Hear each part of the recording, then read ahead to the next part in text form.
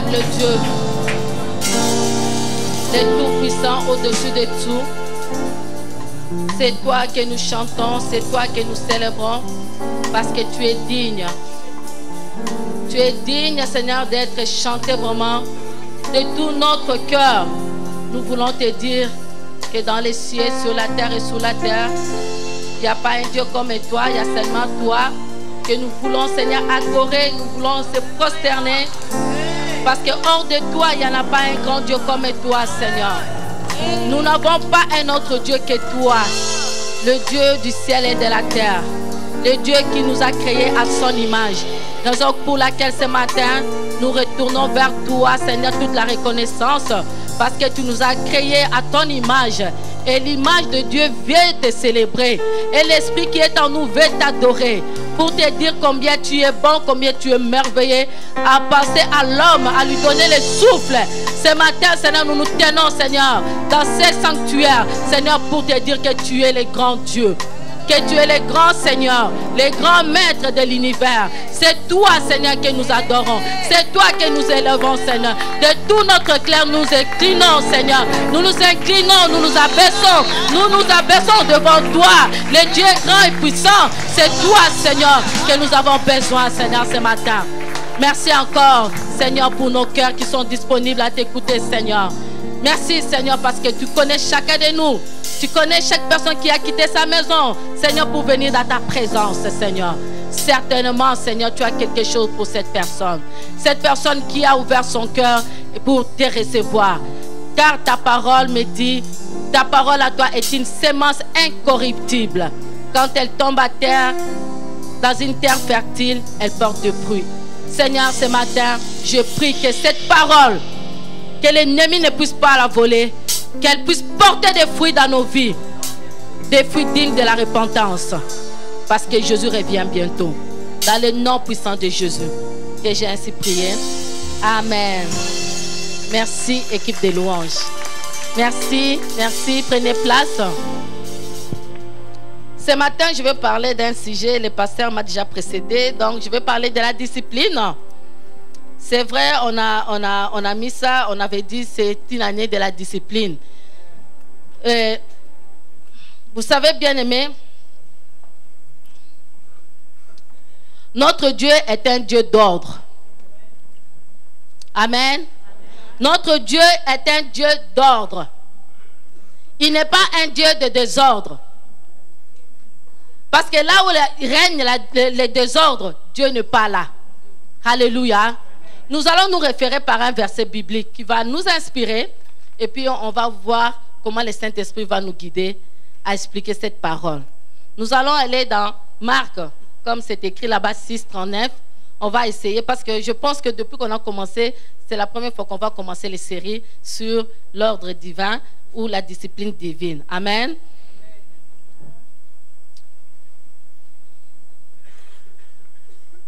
Nous allons lire tous ensemble. Est-ce que tout le monde a sa Bible? Je vais voir vos Bibles, s'il vous plaît.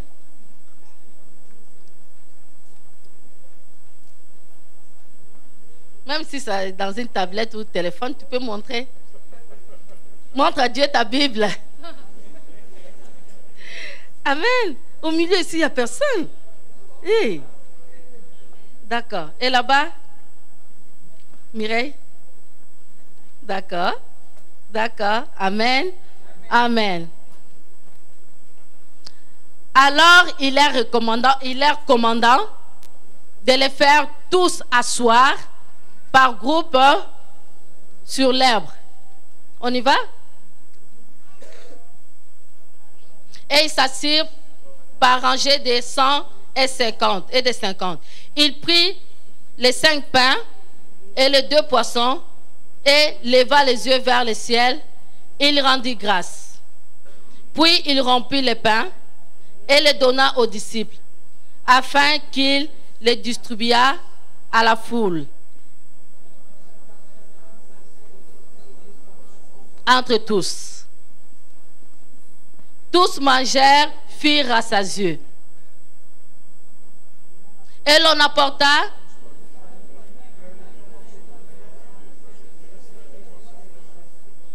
Amen. Le dernier verset. Amen. La fois dernière, à la réunion des dames, je disais ceci. Vous savez, quand on accepte le Seigneur, on accepte son royaume. En fait, on accepte sa parole, on accepte ses principes, on accepte ses lois, on accepte ses règles. Alléluia. Parce que quand on est dans un royaume, donc on accepte tout ce que le royaume nous donne. Parce que nous avons fait alliance. Amen. Et là, là où il y a un royaume, il y a de l'ordre. Parce qu'il y a un roi qui règne. Et le roi, il donne des lois, des principes. Amen.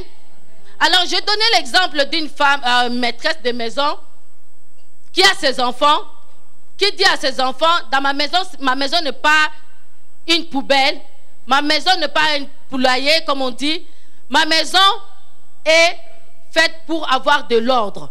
Donc, je vais dire, mes enfants, vous allez vous réveiller le matin à 6 h, vous vous lavez, à 7 h, vous prenez votre déjeuner, à 8 h, vous allez à l'école, quand vous revenez, si vous voulez sortir, mais à 19 h, tout le monde à table. Donc, c'est des règles, c'est des principes que j'aimerais mes enfants puissent respecter parce qu'ils sont sous mon toit. Amen. Et nous sommes sous le toit de notre Dieu. Nous sommes dans un royaume. Amen. J'essaie d'expliquer un peu pour qu'on puisse avoir l'idée. Amen. Alors, dans cette maison, la maîtresse de la maison, il peut donner ses règles pour que sa maison puisse fonctionner comme il faut. Amen. Et nous sommes aussi à l'église. À l'église, nous devons avoir l'ordre aussi pour que les choses marchent. S'il n'y a pas l'ordre, là où il y a le désordre, comme je l'ai toujours dit, Dieu n'est pas là. Amen. Alors, les versets que nous venons de lire, ce qui m'intéresse, il y a beaucoup de choses à dire là-dedans, mais nous sommes dans l'ordre divin et dans la discipline.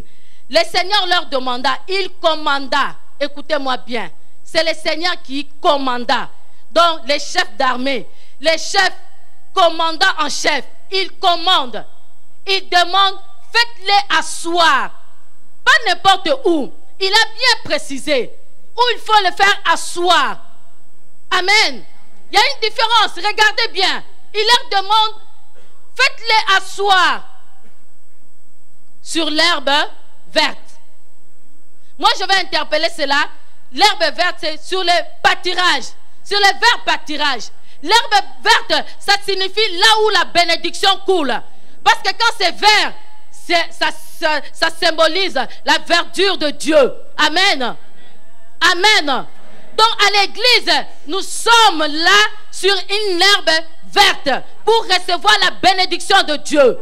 Est-ce que quelqu'un comprend? Amen. Alléluia. Donc il dit, faites-les asseoir en rangée de 50, en rangée de 100. Parce que la foule était nombreuse. Il y avait 5000 hommes. En 5000 hommes, j'attends toujours le pasteur prêcher ce verset. Il dit toujours, les femmes sont plus nombreuses que les hommes. Et puis, les enfants. Donc, ça fait tout au plus les 10 000 personnes. Imaginez 10 000 personnes. 10 000 personnes. En étant debout, il y aura toujours des bousculades. Et le Seigneur a dit, faites-les asseoir.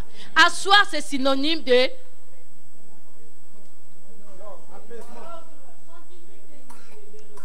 Est-ce que vous êtes là?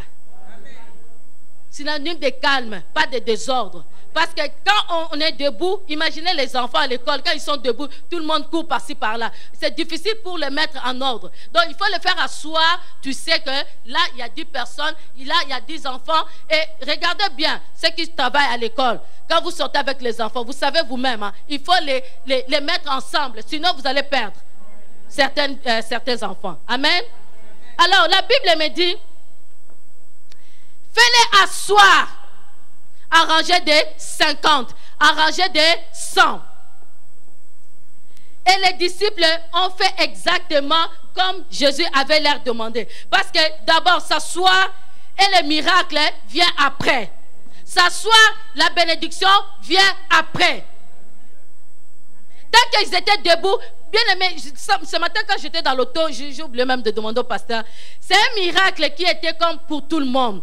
Parce que des fois, Jésus guérissait, il faisait des miracles, mais c'était pour une personne, pour 2 personnes, et les autres, ils étaient dans la joie. Mais ici, là, le miracle de multiplication, tout le monde a été béni. béni, bien-aimé. Tout le monde a mangé. Tout le monde a été rassasié. Parce qu'il y avait une bénédiction. Parce qu'il y avait l'ordre quelque part. Et le Seigneur a donné l'ordre. Il commanda. Il a donné l'ordre à ce que les gens s'asseyent. Et lui fait quoi? Il va répandre sa bénédiction. Bien-aimé, là où il n'y a pas l'ordre, il y a un problème. Et j'entends encore les hommes, par exemple, qui... C'est moi l'homme ici. Donc il y a quelque chose qui ne va pas. Amen. Parce que ça, il a peur. Mais Jésus n'avait pas peur. Il a donné l'ordre, commanda, et puis... Amen. Et puis, les disciples ont suivi, ils ont obéi. Alléluia. Et en plus, il y a eu le reste. Bien aimé, dans le reste, les gens pensent que le reste, c'est parce que c'est le reste. Le reste, c'est aussi une bénédiction. Le reste, c'est aussi une bénédiction. Après avoir servi, j'imagine, ce n'est pas dit que les apôtres ont pris les 12 paniers, mais on a compris que le reste était aussi une bénédiction après avoir servi. Bien aimé, il y a une bénédiction qui vient après avoir servi. Quand on sert, même si c'est le reste, mais le reste là, c'est une bénédiction. Parce que le Seigneur ne voulait pas que ces 12 paniers soient perdus. Donc il a fait que ramassez tout ce qui reste, tout ce qui est tombé, mettez-les. Je ne veux pas de gaspillage. Et ce matin, on ne veut pas de gaspillage. J'aimerais que tout ce que le Seigneur nous donne soit pour l'objectif, pour l'avancement de l'œuvre de Dieu. Amen. L'ordre amène la paix. Le surnaturel vient dans l'ordre. Bien aimé, ce que le Seigneur a fait, c'était le surnaturel. Imaginez-vous 5 pains avec 2 poissons. Qui aurait cru qu'il peut faire manger 5 000 personnes ou 10 000 personnes, 15 000 personnes? Donc quelque part, il y a eu un surnaturel. Mais le surnaturel n'est pas venu comme ça. Il est venu dans l'ordre.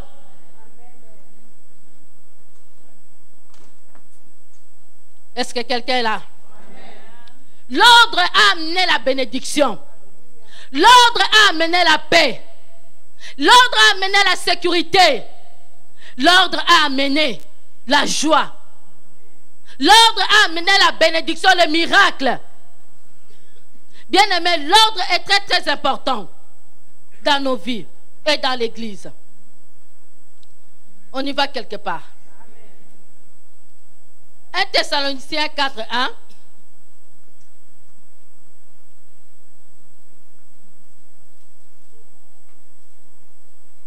Nous lisons ensemble.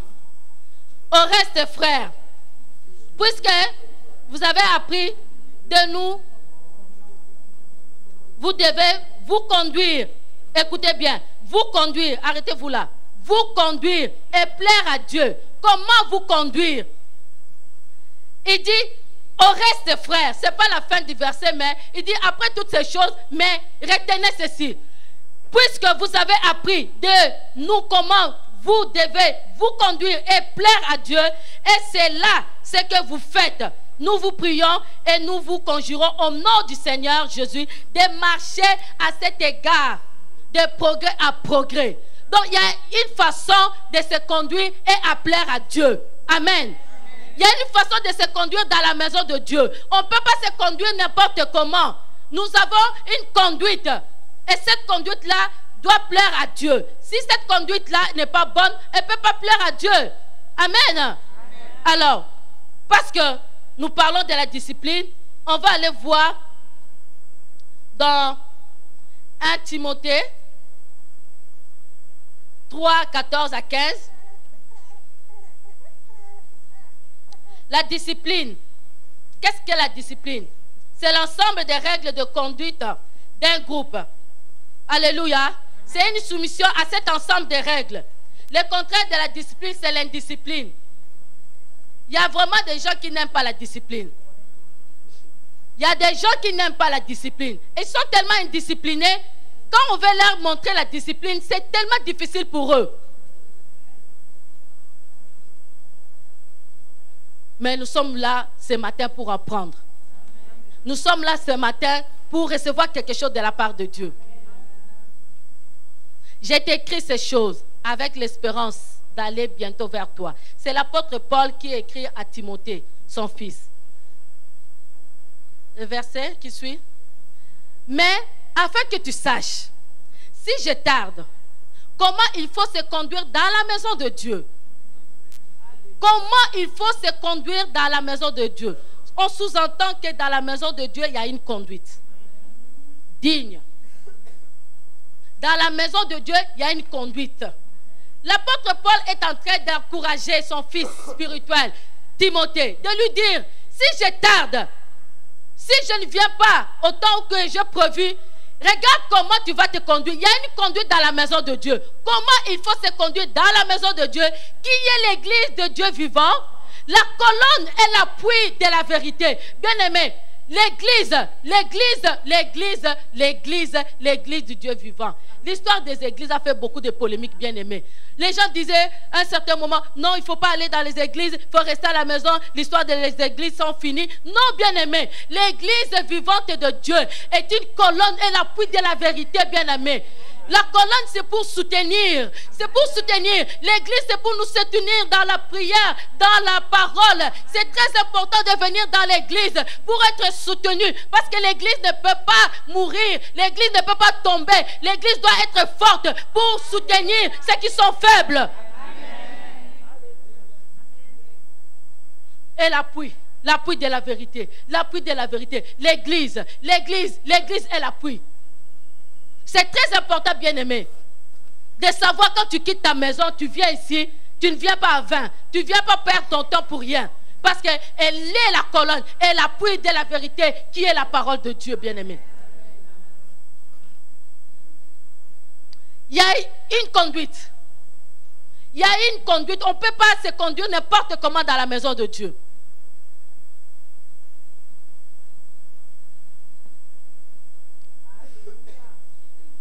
Jésus. Et regarde comment Timothée dit,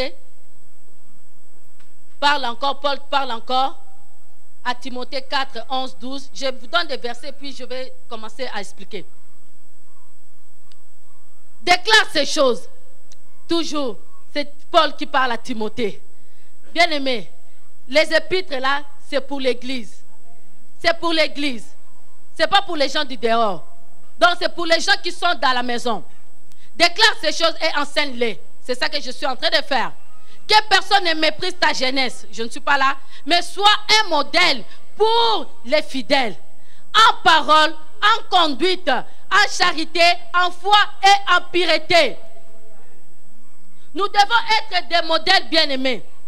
Nous devons être des modèles. Tout modèle exige la discipline. Si moi je vais être un modèle, il faut que je me discipline à être un modèle pour que vous soyez inspirés aussi. Alléluia. Sois un modèle. Est-ce que tu es un modèle? Est-ce que tu es un modèle pour ta famille? Est-ce que tu es un modèle pour tes voisins? Est-ce que tu es un modèle à ton travail? Est-ce que tu es un modèle même ici à l'église? J'ai répertorié quelques points.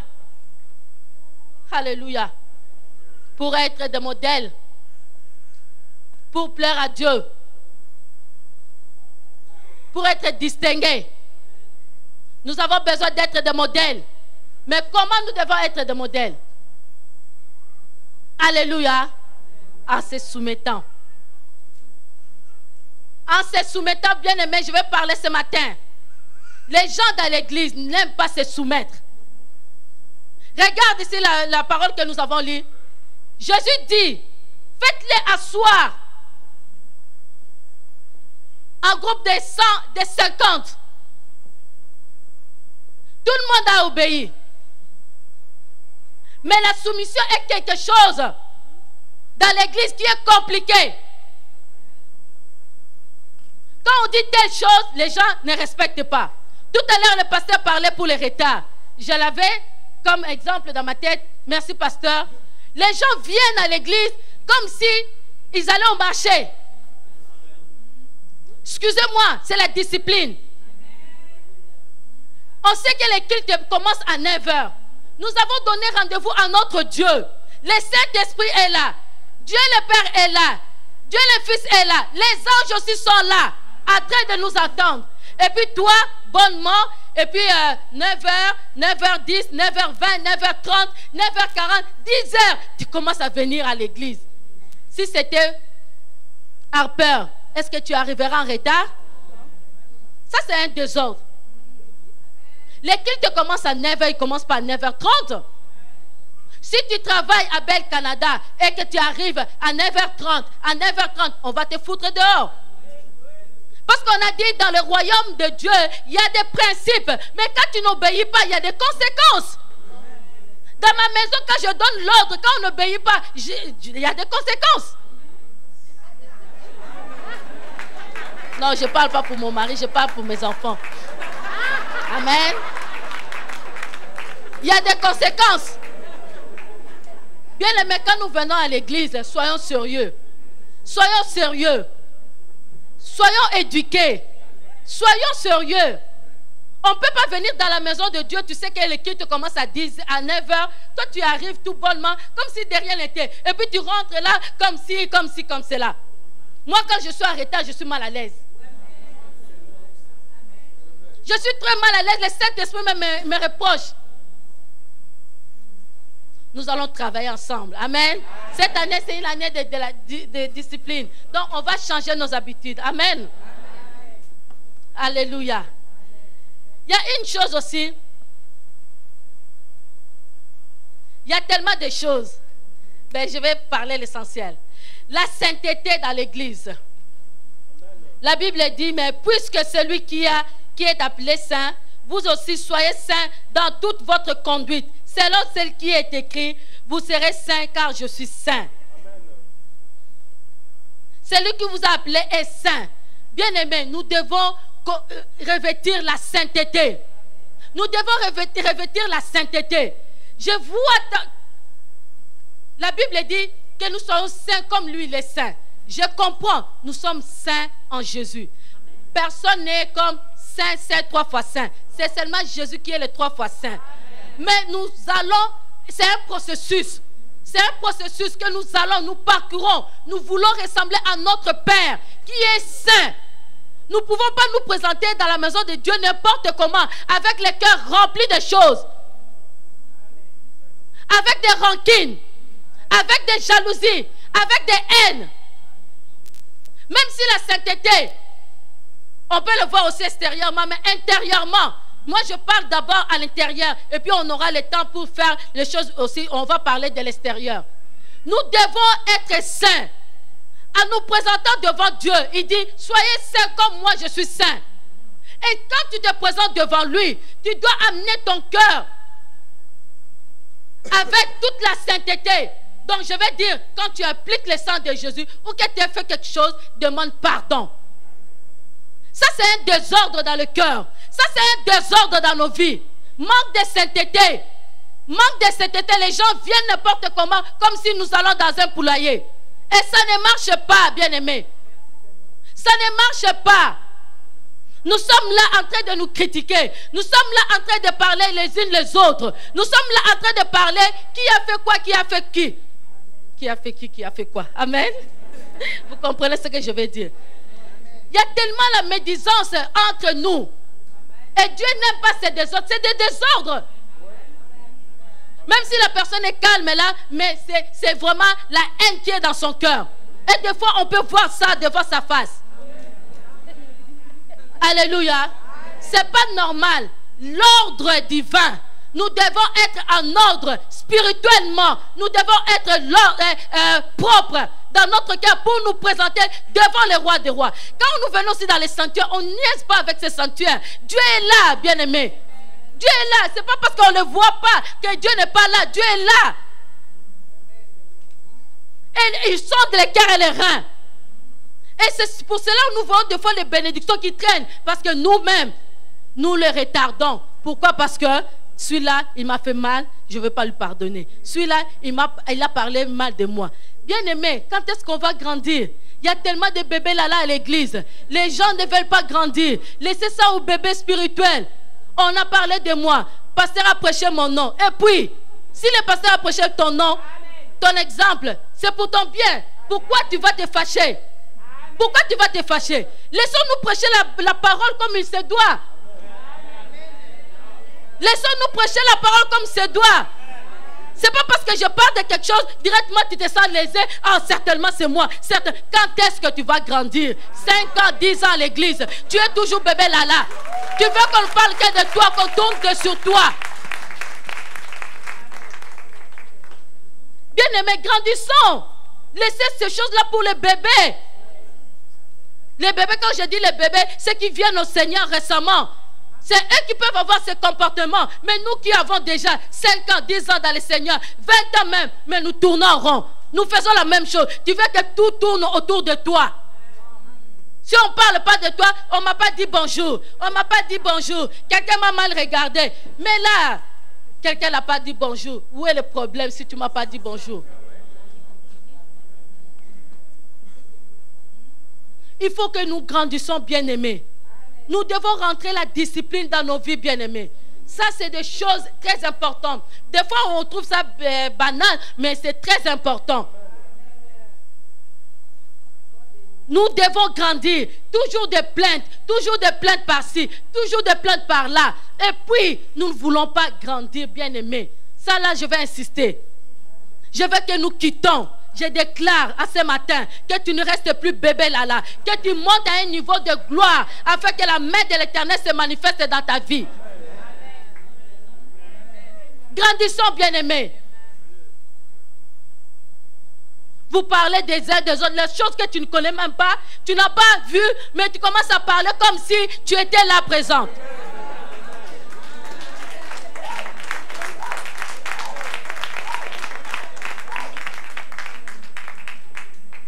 Tu n'étais pas là? Comment tu peux émettre des commentaires? Mais ça, c'est un désordre dans ta vie. Tu n'arrêtes pas de critiquer, c'est un désordre dans ta vie. Et puis tu veux venir à l'église, lever les mains. Et puis tu dis, oh, j'ai demandé une requête de prière, mais Seigneur, pasteur, il n'y a rien qui marche. Mais examine-toi. Examine-toi. Moi, tout ce que je sais, Dieu répond aux prières. Quand tu vois que ça traîne, essaie d'examiner. Si tu vois qu'il n'y a rien, bon, attends le temps de Dieu. Alléluia. Bien-aimé, tu sais quoi? Moi, ces choses-là, des fois, quand les gens parlent pas, c'est déjà dépassé là. Je sais, des gens parlent mal, les gens disent n'importe quoi. Peut-être je connais même la personne, mais je viens aucune fois de un, tu ne me verras jamais venir te demander, tu as parlé ça. Jamais. Ça, c'est trop bas. Parce que j'ai changé de niveau. On doit déménager. Je vous aime, je vous aime, je vous aime. Nous vous aimons. Nous vous aimons. Je sais. Les gens ne peuvent ne pas m'aimer, ça ne me changera rien. Je resterai toujours Suzy, je suis courte comme je suis, il n'y a rien. Hein? Vous comprenez un peu ce que je suis en train de dire. Donc, bien aimé, évitons cela. Il y a des faibles. Quand vous faites ça, peut-être moi, je suis déjà dépassé. Parce que pour moi, qu'est-ce qui me reste? C'est comment faire pour que mon église avance. Comment faire pour avancer mon foyer? Comment faire pour avancer ma famille? Mais il y a certaines personnes qui ne sont pas encore à cette maturité comme ça. Quand vous parlez mal d'eux, ils vont quitter l'église. Et tout ça, ça sera sur votre tête. Parce que vous ne savez pas contrôler votre bouche. C'est un désordre. Il faut mettre l'ordre. C'est l'indiscipline. Vous parlez quand il ne faut pas, vous parlez quand il faut. Ou le contraire. Il y a des moments où tu arrives quelque part, même si les gens parlent mal, tu n'as pas besoin de parler. Tu n'as pas besoin de dire quoi que ce soit. Tu n'as pas besoin.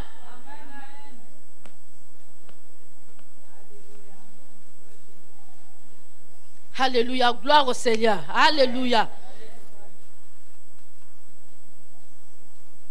Il y a des choses que nous allons bannir de nos vies. Bien aimé, il faut que l'ordre rentre. Il faut que l'ordre rentre par rapport à notre conduite. L'apôtre Paul dit à Timothée, il y a une façon de se conduire dans la maison de Dieu. Nous n'allons pas nous conduire n'importe comment, bien-aimés. Nous n'allons pas être n'importe qui comme dans la rue qui fait n'importe quoi. Non. Nous avons été donc dans les ténèbres. Dieu nous a amenés dans sa maison, dans la maison de la lumière. Nous sommes lumière, bien-aimés. Comment est-ce que nous pouvons encore faire les œuvres du diable? Et il y a des gens qui sont orgueilleux. Les orgueilleux cachés. Il est orgueilleux, mais il fait semblant comme s'il n'est pas orgueilleux.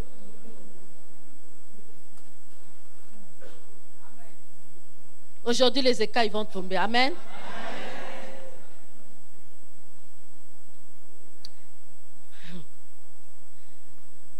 Ok, là c'est le deuxième que j'ai écrit, j'ai dit. Hein. Alors, là, nous allons parler de avoir un bon témoignage. 1 Pierre 2,12. Un bon témoignage, bien aimé, c'est très important. Nous venons ici comme des saints, bien que tu es caché. Mais nous devons avoir un bon témoignage. Ayez au milieu des païens une bonne conduite, afin que la même où ils vous calomnient, comme si vous étiez des malfaiteurs, ils remarquent vos bonnes œuvres et glorifient Dieu au jour où il les visitera. Bien aimé, ce que je vais interpréter dans ce verset-là, avoir un bon témoignage. C'est très important parce que quand tu as un bon témoignage, les jours où il y aura quelque chose, Dieu va se glorifier. Il va voir que devant ces gens-là, tu ne t'es pas laissé se comporter comme eux. Il y a des gens quand ils arrivent là où on fait des chèques, des faux chèques, et la personne va le faire. Quand il va arriver là où on est en train de critiquer quelqu'un, il va critiquer sans position. Il n'y a pas quelqu'un qui quand on va avoir, on sait que tu es ici, la sœur qui chante merveilleusement bien, ou tu es à l'accueil, mais dehors, c'est la débauche. C'est la débauche. Tu n'as pas un bon témoignage. Qu'est-ce qu'on peut dire de toi? Qu'est-ce qu'on peut dire de toi, frère? Qu'est-ce qu'on peut dire de toi, sœur? Toi-même, tu sais qu'est-ce que tu fais dehors, et puis quand tu rentres ici à l'église, tu es 3 fois saint. Et puis quand on essaie de parler, c'est un problème, c'est un problème. Bien aimé, c'est un désordre que nous allons régler. C'est la discipline que nous allons régler. Parce qu'on a dit une année de la discipline. Et la discipline, ça rentre dans tous les cadres. Alléluia. Alléluia. Nous devons avoir une bonne conduite parmi les païens. Surtout quand on est avec les païens. Quand on est avec les païens, quand je dis avec les païens, les gens qui ne connaissent pas le Seigneur, au contraire, nous devons être un modèle.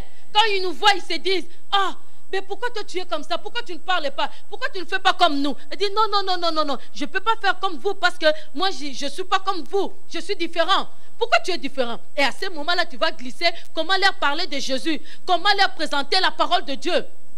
Et c'est comme ça, c'est par notre présence, par notre comportement.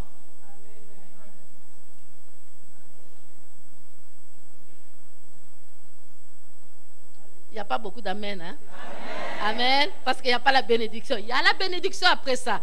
Bien aimé, j'ai dit tout à l'heure, les signes naturels viennent dans l'ordre, viennent dans la discipline. Parce qu'on aime bien, ah, Seigneur va te bénir, ça, c'est. Non, mais le Seigneur bénit. Mais nous aussi, nous devons nous ajuster.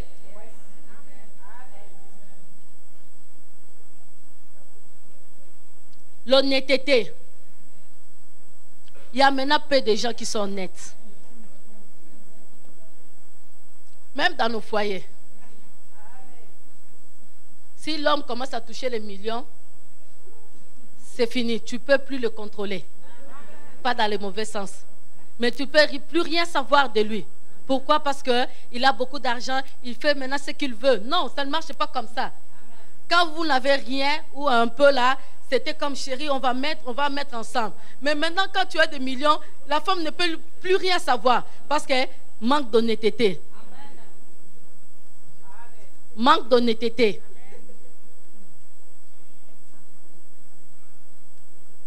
Les frères te demandent, nous la sœur, achète-moi quelque chose. Mais tu sais là-bas que tu as été comme mettre quelque chose par-dessus. Oh, cette affaire-là, non, je ne parle pas pour les businessmen, non, non, non, non. Ou les businesswomen, non, non, ça c'est le travail. Mais l'honnêteté dans le sens où tu veux faire quelque chose, on t'a demandé de faire quelque chose, toi tu vas, tu rajoutes, tu falsifies les factures, tu viens mentir, ça c'est un manque d'honnêteté. Ça doit nous coûter cette chose-là. Même nous les femmes aussi.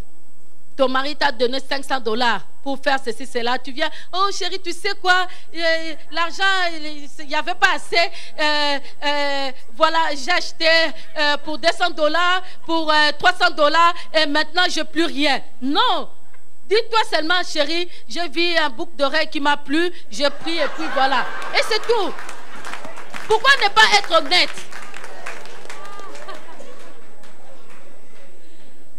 Pourquoi ne pas être honnête, femme? Pourquoi ne pas être honnête? Il ne va pas te manger. Au moins ta femme, ton mari va te reconnaître que ma femme est honnête. Ma femme est honnête. Quand il me dit des choses comme ça, elle est honnête. Mais quand tu fais des zigzags là, ça l'énerve. Même s'il va dire non chérie, mais cet argent tu savais bien que c'était pour ça, ça, ça. Mais oh chérie, excuse-moi, ça m'a dépassé. J'ai vu que c'était tellement belle ces boucles d'oreilles là, ou beau. Amen. L'honnêteté est très importante. L'honnêteté, on te demande de faire quelque chose, toi tu fais autre chose. De loyal. On n'est pas loyal dans ce qu'on fait. Le pasteur te demande de faire ceci, toi tu fais autre chose. Tu n'es pas loyal. Tu n'es pas loyal. Et comme ça, dans la maison de Dieu, ça ne peut pas marcher. On te demande de faire X choses, toi tu fais Y choses. Ça ne marche pas, bien-aimé. Amen. On est dans la discipline. On est dans la discipline. On est dans la discipline. L'intégrité. 5e point. Hein? Ceux qui prennent des notes. L'intégrité. J'ai beaucoup aimé la définition de l'intégrité. Être droit, être entier, être totalement et complètement sérieux, sincère, loyal et pur dans ce qu'on fait. L'intégrité, ça va dans le même sens que l'honnêteté. Mais c'est des mots quand même différents. L'intégrité, on ne veut pas intègre, être intègre. Le pasteur nous avait prêché sur l'intégrité. L'intégrité est très importante pour un enfant de Dieu. Quand on n'est pas intègre, Dieu sonde les cœurs et les reins. Tu peux nous mentir.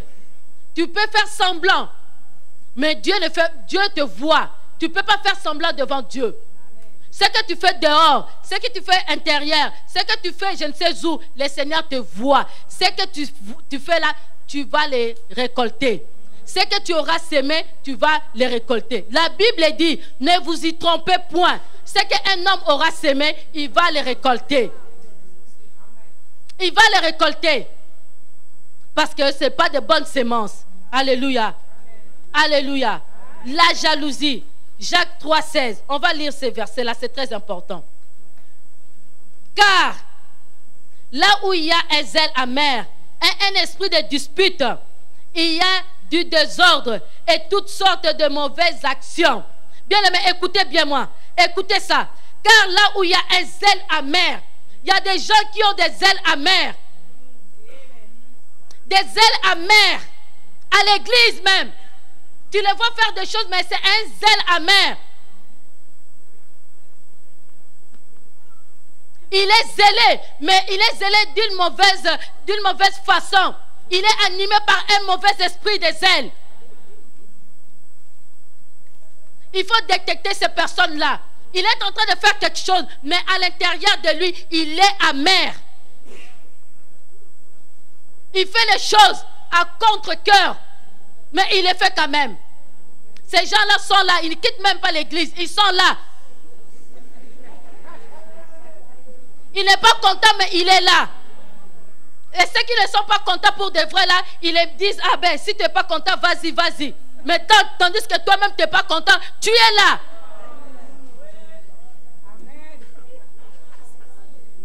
C'est pas normal, bien-aimé. Examine-toi, c'est pas normal.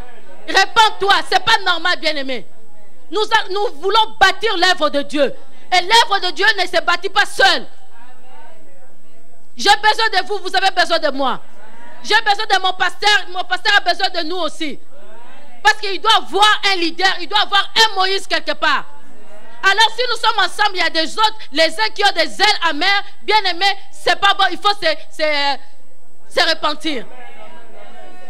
Je parle à quelqu'un ici, même si tu ne veux pas dire amen, mais je parle de la part de Dieu.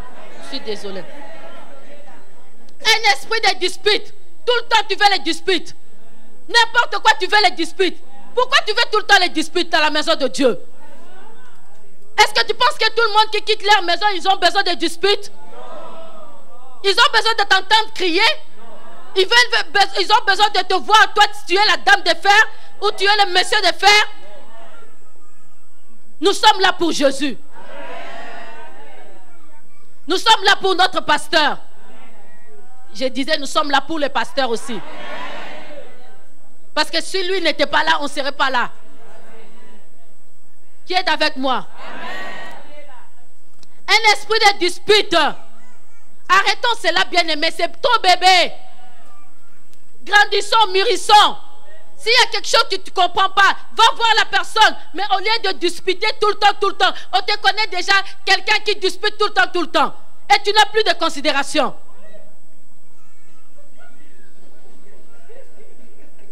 Laisse-moi prêcher. Est-ce que je peux prêcher? C'est la parole de Dieu et ça ne vient pas de moi. Si tu veux, tu peux la souligner dans ta Bible. Car là où il y a un zèle amer, un esprit de dispute, tu te disputes tout le temps. Et en plus, il y a des désordres. Il y a des désordres. Là où il y a des désordres, Dieu bien-aimé. Dieu est partout, hein, comme on dit. Mais Dieu ne se révèle pas n'importe où. Comme le pasteur disait tout à l'heure, là, que tu ne sois pas un frein. Que tu ne sois pas un frein. Parce que cette bénédiction-là, la multiplication de pain, c'était pour tout le monde. Alors, chaque personne doit avoir sa bénédiction. Je ne veux pas que cette bénédiction soit freinée à cause de moi. À cause du désordre dans ma vie. Je me tiens devant ici, j'ai des désordres dans ma vie. Bien aimé, qu'est-ce que je peux vous donner? Quel esprit qui est derrière moi que je peux vous donner? Si ma vie n'est pas en règle, bien aimé. Je ne suis pas parfaite. Je ne suis pas parfaite. Mais je ne veux pas des choses qui sont là tellement, qui ont pris de place pour prendre plaisir. Non, ça ne marche pas. Nous sommes appelés à grandir. Nous sommes appelés à aller de l'avant. Il y a du désordre et toutes sortes de mauvaises actions. Toutes sortes de mauvaises actions, bien-aimés, nous devons faire un effort. Je n'ai pas à situer. Je te mets des points. Ça, ce n'est que le commencement. C'est une série de messages. Là, maintenant, on va parler sur l'ordre du vin. On a parlé des services, on a parlé de beaucoup de choses. Là, maintenant, on rentre vraiment dans le plein sujet de notre année. Peut-être que j'ai commencé avec une force de frappe, là, désolé, mais il fallait que ça soit comme ça, là. Comme ça, on va aller en doucissant.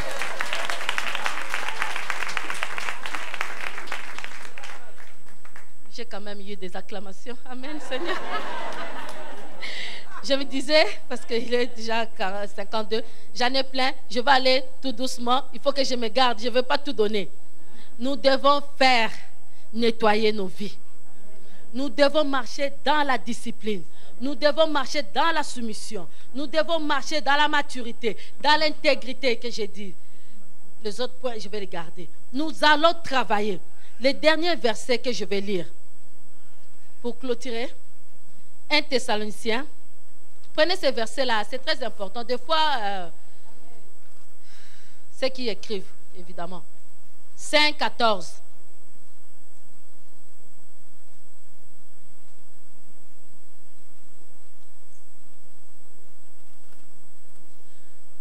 C'est la première partie qui m'intéresse.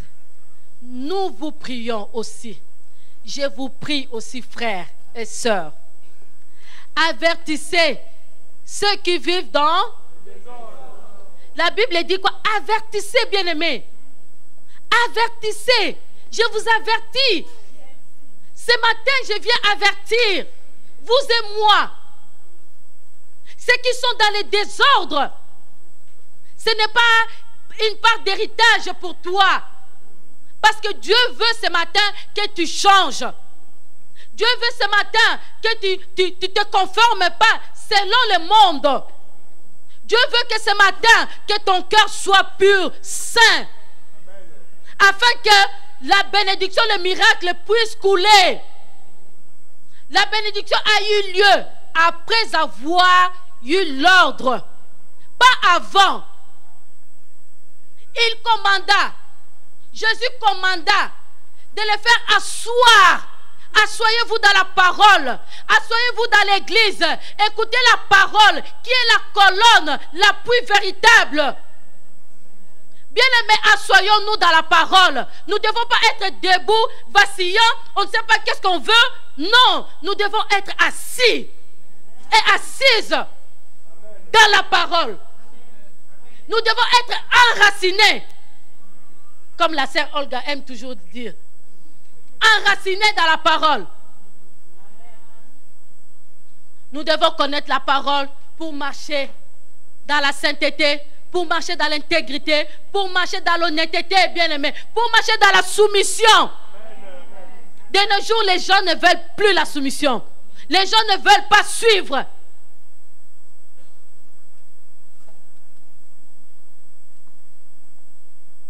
Jésus a regardé les brebis qui étaient errantes.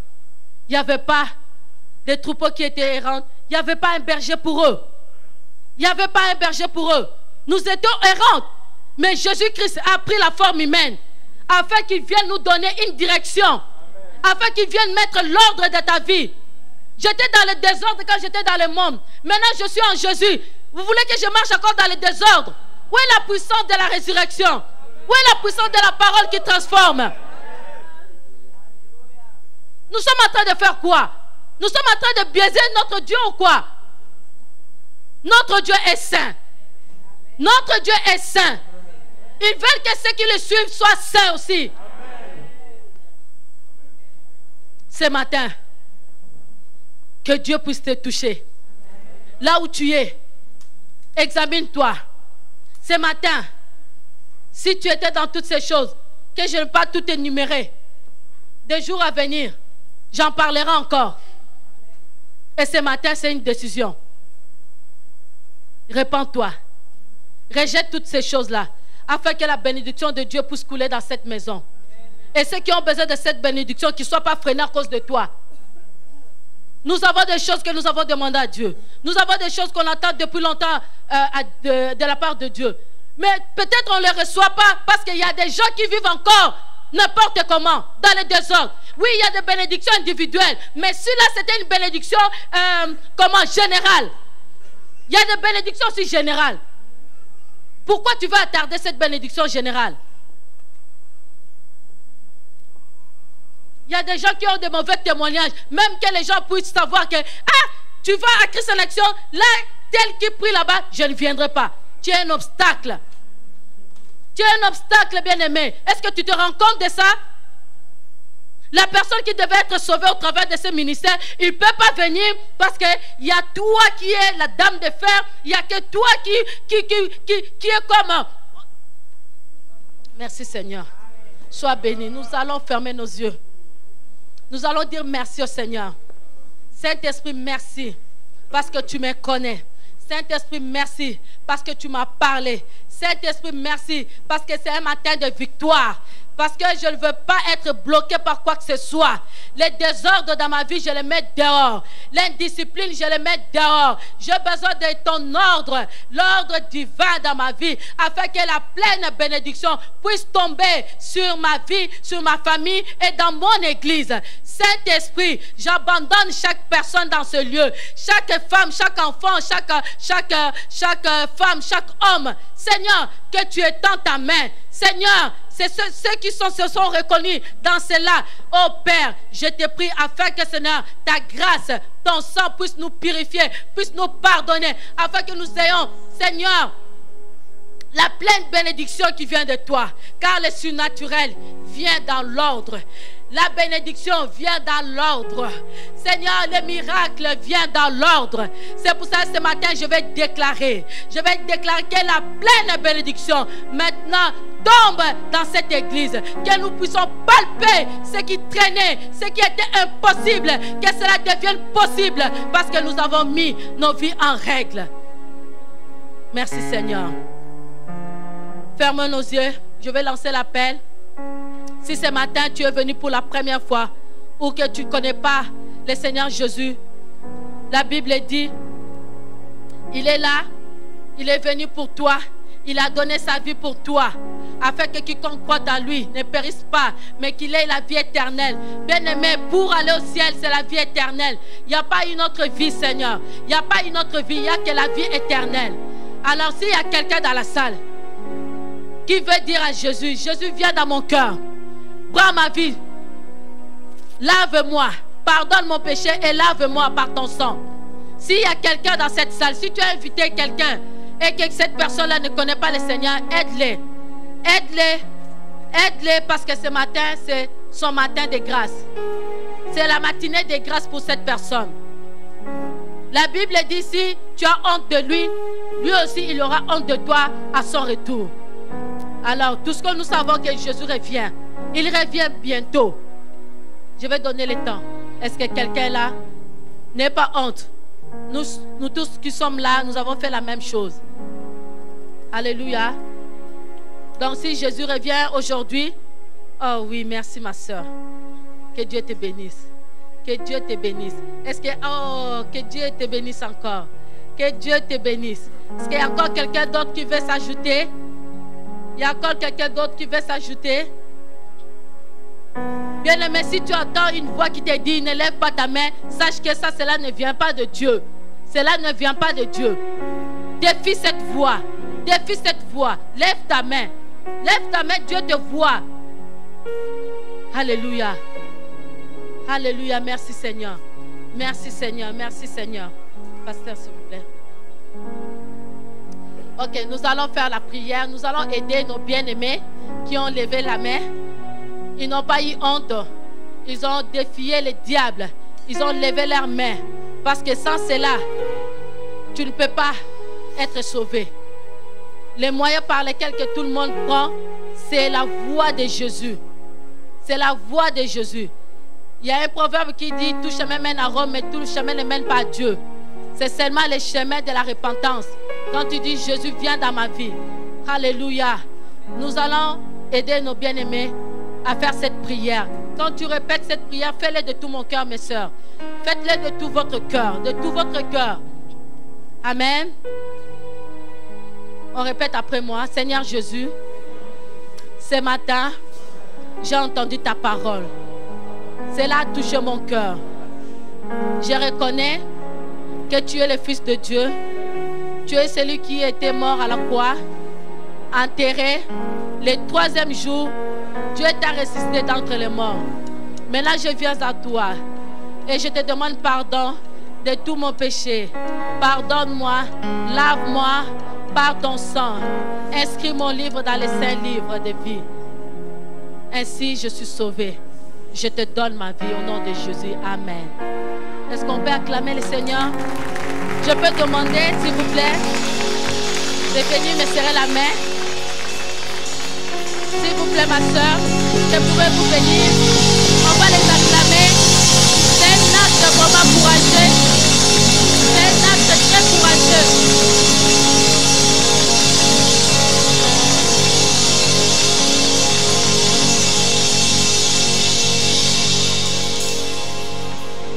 On peut encore acclamer le Seigneur.